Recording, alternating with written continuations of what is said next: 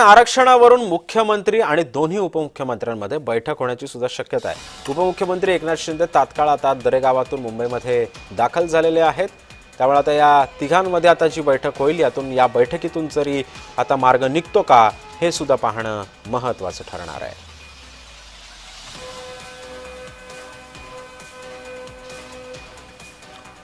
दरम्यान आरक्षण उपसमितीची आज एक बैठक होण्याची सुद्धा शक्यता आहे। मुख्यमंत्री आणि विखे पाटील यांच्यामध्ये काल एक चर्चा झाली। आज आंदोलनावरती काही तोडगा निघणार का याकडे सध्या सर्वांचंच लक्ष लागलंय।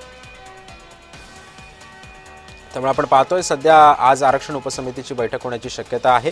या बैठकीतून तोडगा निघतो का, कारण कालच मुख्यमंत्री आणि समितीचे अध्यक्ष विखे पाटील यांच्यामध्ये चर्चा झालेली होती। या चर्चेअंती आता आज तरी तोडगा निघतो का हे सुद्धा पाहणं महत्त्वाचं ठरणार आहे। आरक्षण उपसमितीची आज बैठक आहे। मुख्यमंत्री आणि विखे पाटील यांच्यामध्ये काल चर्चा झाली आणि मात्र आजच्या बैठकीमधून तरी काही तोडगा निघतो का याकडे सुद्धा सर्वांचं लक्ष लागलंय।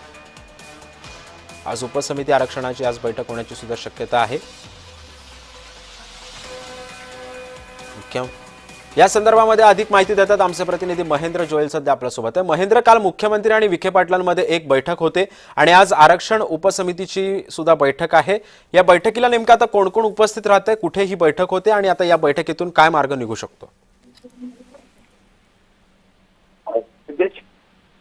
आरक्षणासंदर्भात जी बैठक झाली होती त्यामध्ये विखे पाटील जे आहेत ते मुख्यमंत्र्यांच्या वर्षा निवासस्थानी गेले होते आणि त्यापूर्वी एक बैठक झाली होती। त्यात मराठा आरक्षण आहे त्या संदर्भात चर्चा झाली होती। आता आजही एक बैठक होणार आहे, त्यामध्ये जे ते मुख्यमंत्री विखे पाटील आणि जे ते उपसमितीचे जे सदस्य आहेत ते या बैठकीला उपस्थित असणार आहेत।